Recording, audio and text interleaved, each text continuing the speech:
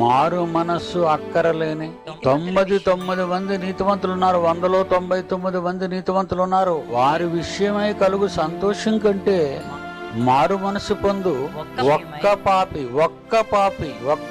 విషయమై పరలోకమందు నిన్ను కన్నా నీ దేవుడికి ఎక్కువ సంతోషం అంట. ఏటండి ఆ గ్రామటికల్ వర్డ్ చూడండి, ఆయన మనసులోని ప్రేమ అనురాగాలు. మారు మనసు పొందు ఒక్క పాప విషయమై పరలోకమందు ఎక్కువ సంతోషమా. ఎవరికి? తండ్రికండి. పిల్లలందరూ చచ్చిపోయినా నా కోట్ల ఆస్తి నాకు ఉంది కదా అని ఆనందించే తల్లిదండ్రులని చూసామండి.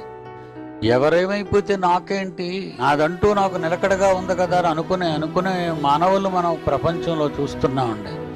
ఒక్కడి గురించా పరలోకంలో సంతోషం లేకుండా పోతుందా?